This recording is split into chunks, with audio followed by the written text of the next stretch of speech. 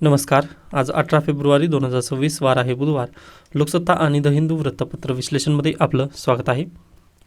Front page पूर्णतः advertise, second पेजवरती CET-बद्दलची सूचना स्किप करू शकता. नेक्स्ट आहे एकाधिकारशाही मुक्त जगासाठी भारत फ्रान्स मैत्री. भारत भेटीवर असलेले फ्रान्सचे अध्यक्ष इमॅन्युएल मॅक्रॉ व पंतप्रधान नरेंद्र मोदी यांच्यात मुंबईतील लोकभवनमध्ये द्विपक्षीय चर्चा पार पडली. त्यानंतर उभयतांनी संयुक्त निवेदन सादर केले. लोकभवन येथून बेंगळुरू येथील टाटा ॲडव्हान्स सिस्टीमचा एअरबस H125 हेलिकॉप्टर असेंब्ली लाईनचे दूरदृश्य प्रणालीद्वारे उद्घाटन देखील काल करण्यात आलं आहे. निर्भर भारतमध्ये टाटा पुढे जात आहे. यासोबतच पहा, राफेल डील ज्यावेळी झाली होती त्या दिवशी पण मी म्हटलेलं होतं की टाटाकडून आपण काय करू शकतो. पहा की जे राफेलसाठीचे जे पार्ट आहेत ते टाटा आपल्याला बनवून देऊ शकेल. मग अगदीच पहा, एअरबस असेंब्ली लाईनचं इथं उद्घाटन करण्यात आलेलं आहे. बरोबर आहे. मग याचं पुढचं जे व्हिजन असेल ना ते आपण राफेल नक्की बनवलं इथं जाऊ शकतात.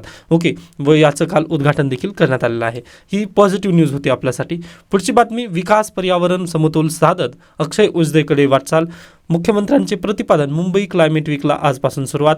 मुंबई क्लायमेट वीकमध्ये पहा, जे क्लायमेट चेंज होत आहे, क्लायमेट चेंज यासोबतच पहा जे आव्हानं सध्याला आपल्यासमोर येत आहेत याबद्दल चर्चा केली जाणार आहे. मग पाहूयात याबद्दल पण नक्कीच एडिटोरियल्स वगैरे येणार आहेत. ओके, तर ही न्यूज इन प्रोसेस आहे, पुढे आपण पाहणारच आहोत. त्यानंतर श्रीनिवास कुलकर्णी यांना विंदा करंदीकर जीवन गौरव पुरस्कार. ओके, ही पर्सन इन न्यूजमधील बातमी आपल्यासाठी महत्त्वपूर्ण आहे. नेक्स्ट आहे तारिक रहमान यांचा शपथविधी, ते आपण नेक्स्ट पेजवरती पाहणारच आहोत. ओके, तर पहा, भारताच्या वतीने ओम बिर्ला उपस्थित काल होते. त्याच्यानंतर केंद्रीय मंत्र्यांवर दिलगिरीची वेळ. AI परिषदेच्या पहिल्या दिवशी गैरव्यवस्थेमुळे उपस्थिती नाराजी. ओके, व पहा अगदीच मिसमॅनेजमेंट काय म्हणतात ते AI समिटमध्ये काल आपला नक्कीच दिसून आलं. म्हणजे अगदीशय पहा, आता जो व्यक्ती कार चालवून येतो त्याच्या कारकीस तिथं जप्त केल्या जातात. म्हणजे अगदी एंट्री दिली गेली नाही. त्यानंतर जे एक्झिबिशनमध्ये स्वतःचं प्रोडक्ट तिथं दाखवण्यासाठी आले होते त्यांना पण एंट्री दिली गेली नाही. किंवा म्हणजे पहा, अतिशय सोशल मीडियावर तुम्ही पाहू शकता की पंतप्रधान नरेंद्र मोदी यांच्या PR-मुळे किंवा अतिशय जे मिसमॅनेजमेंट झालेलं आहे, आता अगदी आजपासून तरी ते बेटर व्हावं हीच एक अपेक्षा आपण करू शकतो. त्याच्यानंतर आणखीन एक जर महत्त्वाचं म्हटलं पहा तुम्ही, तर NPCI-ने द हिंदूमध्ये कालची आपली एक बातमी राहिली होती. NPCI-ने काल काय म्हटलं होतं की आम्ही UPI जे आहे त्याला ग्लोबल लेवलवरती AI इम्पॅक्ट समिटमध्ये दाखवणार आहोत असं त्यांनी म्हटलेलं होतं. व AI इम्पॅक्ट समिटमध्ये UPIच तिथं चालत नव्हतं. म्हणजे याच्यापेक्षा दुर्दैव किंवा जे मिसमॅनेजमेंट आहे त्याचं म्हणजे नाही बोलू शकणार नाही, अशा पद्धतीची कालची व्यवस्था होती. व अतिशय म्हणजे अगदीच सॉरी म्हणणं गरजेचंच होतं अश्विनी वैष्णव यांनी. म्हणजे मिसमॅनेजमेंट अगदीच झालेलं होतं तिथं. त्यानंतर पुढे चला, पहा अन्य बातम्या जास्त काही गरजेच्या दिसत नाहीत. तिथे पहा एकाधिकारशाही मुक्त ते आपण पाहिलेलंच आहे. ओके, आता अगदीच पंतप्रधान नरेंद्र मोदी यांना G7 परिषदेचे निमंत्रण पण तिथे देण्यात आलेलं आहे. व हे दरवर्षी असतं पहा, G7चं तसं काही हे नाही आहे प्रॉब्लेम. पण आपल्याला ना हे सगळे देशांची नावं माहिती असणं गरजेचं आहे, कारण हे बॅकवर्ड लिंकेजेस आहे G7 बद्दलचं. त्याच्यानंतर आणखीन एक पूर्व सूचना तुम्हाला द्यायची होती किंवा मुख्य सूचना आहे. पहा, मी पॉलिटी रिव्हिजन सिरीज चालू केलेली आहे आपल्या चॅनलवरती, यूट्यूब चॅनलवरती. तर प्लीज ते तुम्ही सर्वांनी पाहू शकता. म्हणजे आजचा व्हिडिओ इथं थांबवलात तरी चालेल, परंतु तुम्ही पॉलिटीची जी सिरीज आहे ना ती पाहू शकता. व ती लवकरात लवकर मी कंप्लीट करणार आहे. आता अगदीच लक्ष्मीकांत जे पुस्तक आहे तुम्ही पॉलिटीचं वाचता त्याला कुठेतरी मर्यादा येतात, परंतु त्या सर्व मर्यादा ज्या आहेत त्या ओलांडण्याचा आपण प्रयत्न केला आहे. व त्या नोट्सनुसार मी अगदीच पॉलिटीचं रिव्हिजन घेत आहे. UPSC असू द्या किंवा MPSCला पण ते प्रश्न तुमच्यासाठी खूप महत्त्वपूर्ण ठरतात. यासोबतच पहा अगदी CDS CAPF या पण परीक्षांची तयारी त्यामधून होईल. त्यामुळे पॉलिटीचं रिव्हिजन म्हणजे एकदा तुम्ही जर कम्प्रेहेन्सिव्ह कोर्स केलेला असेल ना तर तुम्हाला ती पॉलिटीचं रिव्हिजन सिरीज नक्कीच समजू शकेल किंवा इव्हन बेटर पद्धतीने पण ते समजेल असं माझं मत आहे. त्यामुळे प्लीज सर्वांनी पॉलिटीची जी रिव्हिजन सिरीज मी चालू केली ती एकदा पाहू शकता. व त्याचे सजेशन जर असतील ना तर ते मला नक्की सांगा. आपण त्यामध्ये नक्कीच चेंजेस वगैरे करणार आहोत. त्यानंतर आणखीन एक पहा, काल मध्यरात्री इमॅन्युएल मॅक्रॉ यांचं मुंबईमध्ये आगमन झालं. मग मुंबईमध्ये आगमन झाल्यानंतर पहा त्यांनी सकाळी उठल्यानंतर लगेच रनिंगला गेले होते. व तिथे तुम्ही पाहू शकता सोशल मीडियावरती ते व्हिडिओज वगैरे व्हायरल झालेत. म्हणजे हेल्थ प्रायोरिटी त्यांनी कशा पद्धतीने दिलेली आहे हे तुम्हाला यातून शिकण्यासारखं आहे. तर अगदीच तुम्ही पण UPSC असू द्यात किंवा MPSCची तयारी करत असाल तर देखील हेल्थला जास्त प्रायोरिटी देणं अतिशय महत्त्वाचं आहे. ओके, त्याच्यानंतर हक्कभंग समितीपुढे कुणाल कामरा यांची हजेरी. पण पहा अंग प्रस्ताव आणला होता आमदार प्रवीण दरेकर यांनी, पण तेच उपस्थित काल अनुपस्थित होते. या कारणानिमित्त त्यांना पुढची तारीख 10 मार्च दिलेली आहे. मग याबद्दल एक आर्टिकल पण आलेला आहे द हिंदूमध्ये, तर तो आर्टिकल तुम्हाला वाचायचा आहे. सटायरबद्दलचा तो आर्टिकल आहे. त्यानंतर नेक्स्ट लोकसत्ता विचार, माहिती नकाराधिकाराच्या दिशेने.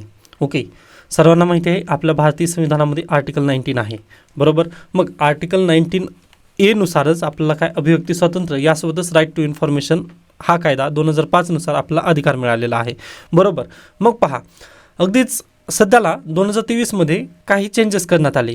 काय चेंजेस आहेत तर ते डाटा प्रोटेक्शन ॲक्टनुसार डाटा प्रोटेक्शन ॲक्ट ऑफ 2023 यामधील सेक्शन 44 ओके याला त्यांनी काय केलेलं आहे पहा, चेंज करत त्यांनी काय म्हटले की नाही, जर एखाद्याची पर्सनल इन्फॉर्मेशन जर असेल तर आर्टिकल 19A अनुसार जे RTI मागण्यात येतं त्याला आम्ही देऊ शकणार नाही किंवा राईट टू प्रायव्हसी तिथं भंग होईल. या कारणानिमित्त भारत सरकार काय म्हणत आहे पहा, राईट टू इन्फॉर्मेशनला आता त्यांनी कमी करत आहेत, बरोबर. मग सुप्रीम कोर्टामध्ये ही केस सुनावली जाणारच आहे. 5 जजेसची बेंच तिथं बसलेली आहे व लवकरच याची सुनावणी होणार आहे. पण तरी देखील हा आर्टिकल आलेला आहे. या आर्टिकलमध्ये म्हणण्यात काय आलेलं आहे की आत्ताच जे नुकतंच इकॉनॉमिक सर्व्हे रिलीज झालं त्या इकॉनॉमिक सर्व्हेमध्ये पण म्हटलेलं आहे की RTIचा गैरवापर होत आहे. मग RTIचा गैरवापर होत आहे म्हणजे इथं सांगितलं जात आहे लेखकांना किंवा लेखक आपल्याला सांगू इच्छितात की यामधून सरकारचं व्हिजन दिसत आहे. सरकारचं व्हिजन काय आहे तर धीरे धीरे म्हणजे स्लोली जे RTI आहे ना ते खतम करायचं. कसं खतम करायचं तर पहा, त्याच्या विरोधात पहिल्यांदा बोलायचं, मग विरोधात बोललं की ती प्रथा पडते व प्रथा पडल्यानंतर अगदीच पहा त्याला पूर्णतः बंद करू शकतो आपण. मग त्यासाठी लवकरात लवकर तुम्ही जागृत व्हा, असंच हे आर्टिकलचं एक सूर आहे. एवढंच आहे, बाकी पहा अगदी जास्त काही यामध्ये डिटेलमध्ये तुम्ही पण नका जाऊ ओके सध्याला तरी, कारण सुप्रीम कोर्टमध्ये ऑलरेडी ही पिटिशनमध्ये आहे व जर शक्य झालं तुम्हाला वाचायचं असेल तर तुम्ही हे वाचू शकता. पण पहा, खोदा पहाड निकला चोहा या पद्धतीने मी हे संपूर्ण काही वाचलेलं आहे. पण अगदी MPSCमध्ये मेन्स आन्सर रायटिंगला तुम्ही असं लिहावं यामधून काही मिळणार नाही आहे. हां, पण जे कलम होती ना ती मी ऑलरेडी सांगितले पहा, राईट टू इन्फॉर्मेशन ॲक्ट वगैरे. बाकीचं जे कालच्या व्हिडिओमध्ये जर तुम्ही पाहिलात ना तर त्यामध्ये मी बऱ्यापैकी ही कव्हर करण्याचा प्रयत्न केला होता. ओके, तीच न्यूज इथं परत घेतलेली आहे त्यामुळे स्किप करू शकता. आपण पुढे जाऊयात. सामरिक सोयीचे सर्वांना. आता पहा, निकोबार आयलँड याबद्दलचा हा आर्टिकल आहे. कालचा न्यूजपेपर तुम्ही पाहू शकला, त्यामध्ये पण हाच आर्टिकल किंवा ही न्यूज आलेली होती. त्याला मी द हिंदूमध्ये कव्हर केलं होतं, ते परत इथं दिलेलं आहे. ओके, आता वृक्षवल्ली आमासोयरी, आता इथं थोडंसं निगेटिव्ह सेन्समध्ये हा आर्टिकल आलेला आहे. पण UPSC आता विचारणार नाही कारण NGTने ऑलरेडी ही क्लिअरन्स दिलेला आहे, बरोबर. मग आता हे तुम्हाला वाचायचं असेल तर तुम्ही हे वाचू शकता. पण पहा, UPSCच्या नजरेतून आणि MPSCच्या नजरेतून तर आपल्याला ह्या पद्धतीने तुम्ही वाचू शकणार नाही आहे. ओके, व इंटरव्ह्यूमध्ये पण अशा पद्धतीने प्रश्न येणार नाही. हां, याचा आणखीन काही जरी मोठा जर इश्यू झाला ना तर नक्कीच मी हे पॉईंट पण नक्की घेईन. पण तुम्हाला जर शक्य झालं तर तुम्ही वाचू शकता, पण आपल्यासाठी हे बिलकुल आवश्यकतेचं सध्याला नाही आहे. ओके, मी त्यामुळेच म्हटलं पहा, आजचा व्हिडिओ इथं थांबून ना तुम्ही पॉलिटीची रिव्हिजन सिरीज करा माझी, कारण अगदी 95 डेज राहिले तुमच्या UPSC प्रिलिमला. ओके, तर ते बेटर होईल.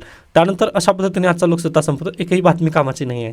त्यानंतर द हिंदूमध्ये पण तसंच आहे पहा, AI इम्पॅक्ट समीरबद्दल पहिल्या पेजवरती दिलंच नाही कारण ती फसलेली आहे समीर. हां, मान्य आहे थोडंसं सक्सेसफुल झालं, परंतु पहा अगदी आता 2-3 दिवस जे उर्वरित आहेत ना त्यामध्ये तरी ते चांगल्या पद्धतीने व्हावं हीच एक इच्छा आहे आपली. कारण अगदी पहा, संपूर्ण जग पाहत होतं आपल्याला. ओके, व तशा पद्धतीने मिसमॅनेजमेंट होणं हे आपल्यासाठी योग्य नाही आहे. ओके, त्यानंतर political leaders officials must foster fraternity supreme court. आता पहा, तुम्हाला माहिती असतील की आसामचे चीफ मिनिस्टर यांनी एक व्हिडिओ रिलीज केला होता किंवा BJP यांनी पण एक व्हिडिओ रिलीज केला होता. ओके, मग त्यामध्ये अगदीच हिंदू मुस्लिम तेढ निर्माण करणं या पद्धतीने आपल्याला डायरेक्टली तिथं दिसत होता, बरोबर आहे. मग अगदीच पहा, काँग्रेस सुप्रीम कोर्टमध्ये गेलेली होती. मग काँग्रेस सुप्रीम कोर्टामध्ये गेल्यानंतर सुप्रीम कोर्टाने कालच त्यांना फटकारलेलं होतं की बाबा तुम्ही गुवाहाटी हायकोर्टामध्ये पहिल्यांदा जा, बरोबर. मग ती केस तिथंच संपली होती. पण काल दुसरी केस चालू झाली.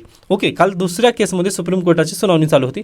मग त्या दरम्यान जस्टिस BV नागरत्ना आणि chief justice of India Suryakant यांच्या बेंचपुढे ते प्रकरण आलं. प्रकरण आल्यानंतर त्यांनी अगदीच पहा सर्व ज्या गोष्टी आहेत त्या परत एकदा पडताळून पाहिल्या व त्यांनी म्हटलं की जे आपले जे नेते आहेत त्या नेत्यांनी किंवा पहा आपलं भारतीय संविधान आता किती दिवसांचं झालेलं आहे किंवा म्हणजे वेल मॅच्युअर झालेलं आहे. ओके, 75 वर्ष किंवा भारत देशाला स्वातंत्र्य मिळून आपण 75मध्ये आहोत. ओके, स्वातंत्र्याचा अमृत महोत्सव आपण साजरा करत आहोत. यासोबतच भारतीय संविधानाचा पण अमृत महोत्सव आहे. मग असं असताना वेल मॅच्युअर असताना आपली डेमोक्रेसी अशा पद्धतीने बालिशपणे वागणं हे चुकीचं आहे. ओके, हिंदू मुस्लिम अशा पद्धतीने तेढ वगैरे निर्माण करणं हे चुकीचं आहे. असं डायरेक्टली पहा, फक्त हे ओरल बोलण्यात आलेलं आहे.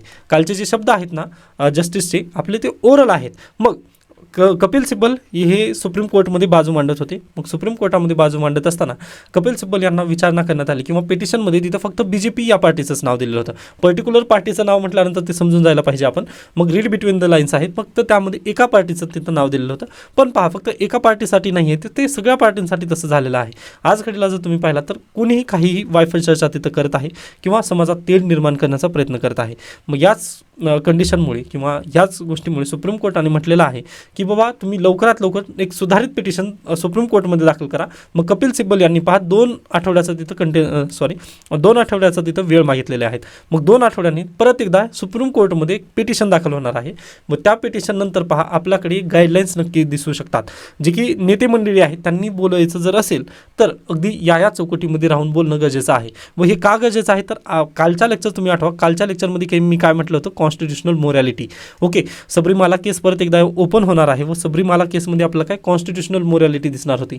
व तेच पहा, काल पण सुप्रीम कोर्टाने तेच शब्द उच्चारला की कॉन्स्टिट्युशनल मोरॅलिटीला आपला म्हणजे सर्व्हाइव्ह करायचं असेल किंवा कॉन्स्टिट्युशनल मोरॅलिटीला जर जपायचं असेल तर आपण काय करणं गरजेचं आहे, अगदीच जे नेते मंडळी आहेत त्यांना आवरणं गरजेचं आहे.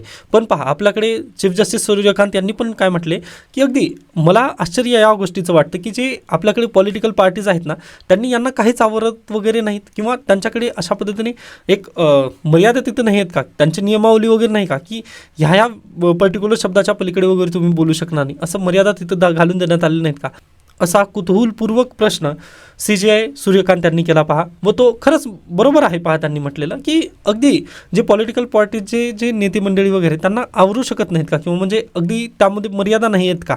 ओके, आता अगदीच ते मला TV मीडियामधलं थोडी मर्यादा राखी ती आठवलं, सॉरी फॉर दॅट. पण थोडंसं ते मी येतच असतात इंस्टाग्राम रील्स वगैरे स्क्रॉल केल्यामुळे, सॉरी फॉर दॅट. पण नक्की आपण या केसला आपण पुढे पाहणारच आहोत. ओके, तर आता आपण इथे ही बातमी पाहिलेली आहे. नेक्स्ट आहे पहा, इंडिया आणि फ्रान्स यांच्यामध्ये थोडंसं आपण फ्रान्सच्या जवळ जात आहोत. ही चांगली पॉझिटिव्ह न्यूज आहे आपल्यासाठी. त्यानंतर इलेक्शन कमिशनची मीटिंग झालेली आहे. त्याच्यानंतर आज आणखीन एक बातमी आलेली आहे, ममता बॅनर्जी यांनी पहा, हीच आहे का, नाही पुढे आहे आय थिंक. त्यानंतर पहा इथे AI इम्पॅक्ट समिती याबद्दल पहा, म्हणजे अगदी आपण चांगल्या पद्धतीने तिथं हे करत आहेत, पब्लिसिटी वगैरे आपण चांगलं करत आहोत, परंतु ज्यावेळेस रियालिटीमध्ये येतं ना त्यावेळेस मिसमॅनेजमेंट होणं हे योग्य नाही आहे. पहा त्यानंतर ओपिनियन पेज आहे पहा, युवराज मेहता यांचं ॲक्सिडेंट नाही तर ती मर्डर आहे अशा पद्धतीने हा आर्टिकल आहे. कारण त्यावेळेसच तुम्ही आठवू शकता 27 किंवा 28 जानेवारीचं माझं वृत्तपत्र विश्लेषण आठवा, त्यामध्येच मी डिझास्टर मॅनेजमेंट याबद्दल सांगितलेलं होतं. ओके, त्याच्यानंतर टेक्स्ट आणि कंटेक्स्टमध्ये हा आर्टिकल तुम्हाला वाचायचा आहे, on the importance of satire. Okay, सध्याला जी कॉमेडी चालू आहे किंवा म्हणजे अगदी पहा तुम्ही स्टँडअप कॉमेडी म्हणू शकता आपण त्याला, त्यामध्ये सटायर केलं जात आहे. व सटायरनंतर अगदीच कुणाल कामरा, तुम्ही ते प्रकरण वगैरे पाहिलाच असाल, लास्ट इयरपासून ते चर्चेत आहे. त्यामुळे अगदी हा फक्त आपल्यासाठी महत्त्वाचा आहे, परीक्षेला असा प्रश्न बिलकुल येणार नाही. ओके, आर्टिकल 19 जरी व्हायलेट होत असेल पहा तरी तिथं दुसरे काही रेग्युलेशन्स वगैरे म्हणतील तिथे, परंतु हा आर्टिकल या पद्धतीने आपल्याला मदत करू शकणार नाही. तुमच्या काय म्हणू शकता ब्रेनसाठी किंवा ब्रेन स्टॉर्मिंगसाठी हा मदत करेल, परंतु अगदी UPSC आणि MPSCसाठी हा मदत करणार नाही, कारण आपण गव्हर्नमेंट सर्व्हिसमध्ये जाणार आहोत व गव्हर्नमेंटच्या विरोधात आपल्याला जास्त करून बोलता येणार नाही. ओके, त्यामुळे आपण इथे थांबूयात. याबद्दल काही शंका काही सजेशन असतील तर नक्की मला सांगू शकता. त्यानंतर याची PDF आपल्या टेलिग्राम चॅनलवरती अवेलेबल आहे. यासोबतच माझी जी इंडियन पॉलिटीची जी रिव्हिजन सिरीज आहे ती पण तुम्ही नक्की पाहू शकता. ओके, धन्यवाद.